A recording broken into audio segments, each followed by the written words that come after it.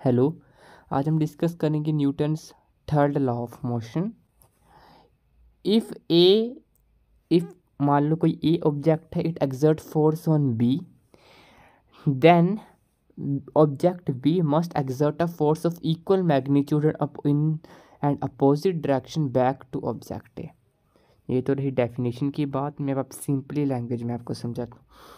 Suppose ए और B two objects है। ए object ने बी के ऊपर फोर्स लगाई एफ, मतलब फोर्स लगा रहा है उसको मूव करने के लिए, तो बी भी उसी सेम अमाउंट में फोर्स लगा रहा होगा ए के ऊपर। That is simple word to से।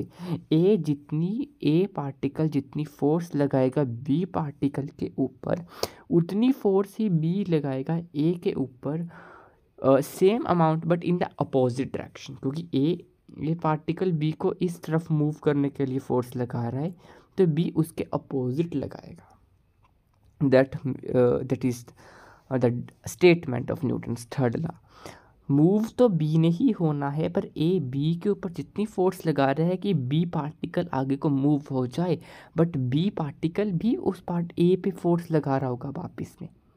तो ही जब हम किसी भी पार्टिकल या फिर किसी भी ऑब्जेक्ट को पुश करते हैं तो वो ईजिली पुश नहीं होता है, क्योंकि वो जितना भारी होगा वेट उतना वो उसको ज़्यादा टाइम लगेगा। मान लो बॉक्स है, इधर को पुश करना, जितना बॉक्स हैवी होगा वो उतना स्लोली पुश होगा, क्योंकि एक्चुअली में जितना वेट है उस बॉक्स का वो भी उतना ही हमारी तरफ को फोर्स लगा रहा है। एक तरह से हम ये समझ सकते हैं।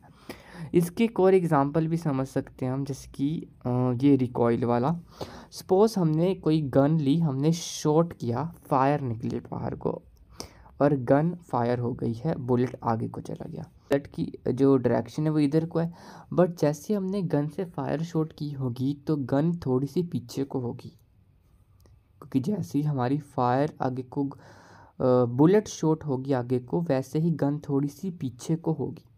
तो ये भी एक तरह से न्यूटन्स थर्ड लॉ है। इसकी ये भी स्टेटमेंट है, for every action there is equal and opposite reaction. अगर हम कोई एक्शन कर रहे हैं तो जितना आगे को इक्वल एंड अपोजिट रिएक्शन, जितनी इधर को फोर्स लगेगी उतनी बैकवर्ड लगती है, क्योंकि बुलेट शॉट आगे कोई बट गन पीछे को।